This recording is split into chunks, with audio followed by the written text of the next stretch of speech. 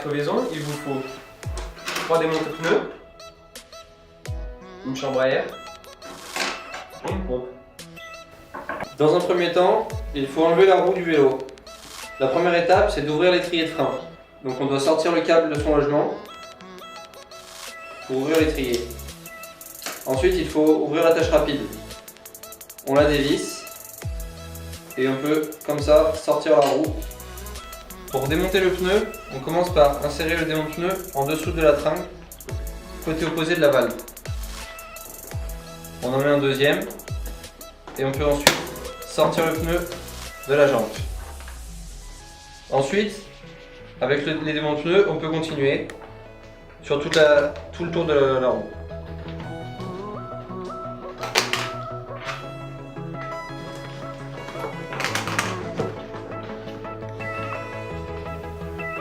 L'étape suivante, c'est d'enlever la chambre à air.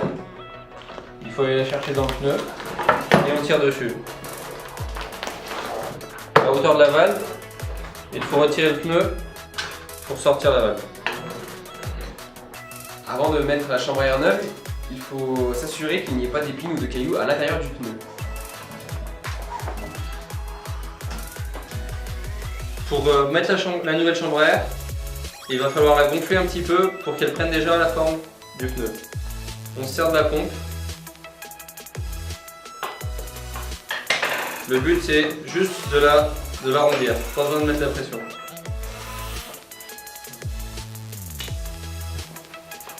Pour installer une nouvelle chambre à air, il faut premièrement insérer la valve dans son logement, puis glisser la chambre à air dans le pneu.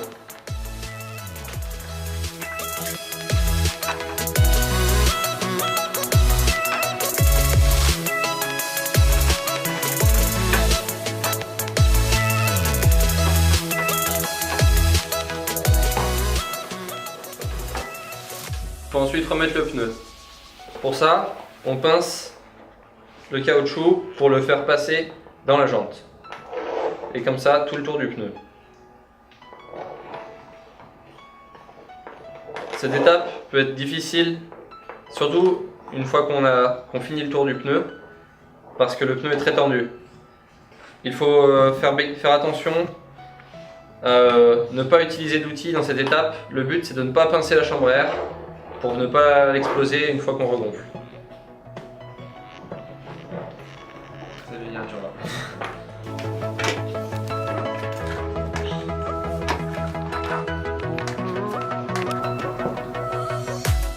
On va maintenant passer au gonflage du pneu.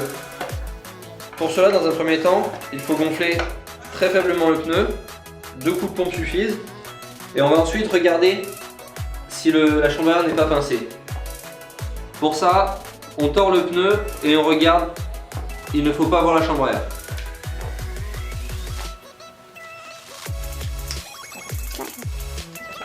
Une fois qu'on s'est assuré que la chambre à air n'est pas pincée, on peut gonfler la roue à la pression qui est indiquée sur le pneu.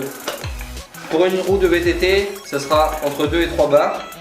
Pour une roue de vélo de route, ça sera entre 7 et 8 bars. On peut maintenant remettre la roue sur le vélo.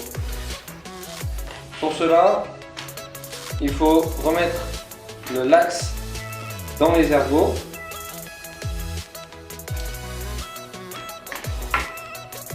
On serre ensuite le blocage.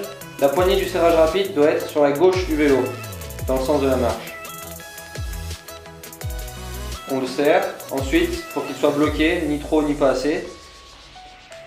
Et on peut remettre le frein en remettant le câble dans son emplacement.